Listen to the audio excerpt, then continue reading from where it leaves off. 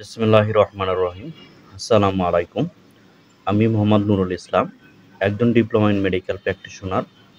তো আজ আমি কথা বলবো এই শীতে সবচেয়ে বেশি যে শিশুদের রোগগুলো হয় সেটা হচ্ছে ব্রোনকাইটিস ও নিউমোনিয়া নিয়ে। তো ব্রোনকাইটিস মূলত কি? ব্রোনকাইটিস হচ্ছে শিশুদের একটি রোগ। এটি মূলত শিশুদের ফুসফুসে ছোট ছোট নল বা ব্রোনকিউলাতে প্রদাহ সৃষ্টি করে। এটি সাধারণত ভাইরাসের মাধ্যমে সবচেয়ে বেশি হয়। ভাইরাসটির নাম হলো রেসপিরেটরি সিনসিটাইল ভাইরাস। সবচেয়ে বেশি আক্রান্ত হয় এই রোগে 6 মাস থেকে 2 বছর বয়সী শিশু। ভাইরাসটি আক্রান্ত হলে প্রথমে সর্দি কাশি, পরে শ্বাস নিতে কষ্ট হয়। ব্রোনকাইটিস এর সাধারণ লক্ষণসমূহ: নাক বন্ধ বা সর্দি, হালকা জ্বর, কাশি ও ঘড়ঘড় শব্দ, দুধ খেতে না পারা, বুক ফুলে শ্বাস নেওয়া বা বুক ধড়ফড় করা।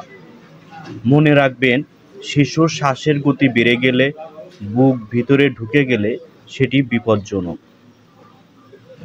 নিউমোনিয়া কবে হয়? যখন সংক্রমণ ব্রোনকিউল থেকে পুরো ফুসফুসে ছড়িয়ে পড়ে তখন নিউমোনিয়া হয়। নিউমোনিয়া সাধারণত ভাইরাস ও ব্যাকটেরিয়া দুই কারণেই হয়ে থাকে। নিউমোনিয়া এর লক্ষণসমূহ: কাশি ও শ্বাসকষ্ট, খাবার না খাওয়া, শিশুর ঠোঁট ও নখ লালচে হয়ে যাওয়া। ঘরোয়া প্রাথমিক করণীয়: শিশুকে গরম রাখুন, ঠান্ডা পানি, ঠান্ডা বাতাস ও ফ্যান থেকে দূরে রাখুন। নাক বন্ধ হয়ে গেলে নরসাল ড্রপ তথা নরমাল স্যালাইন ব্যবহার করুন। দুধ বা পানি অল্প অল্প পরিমাণ করে দিন। যদি শ্বাস নিতে কষ্ট হয় বা খেতে না পারে তাহলে দ্রুত নিকটস্থ হসপিটালে যান। কখন চিকিৎসকের পরামর্শ নিতে হবে?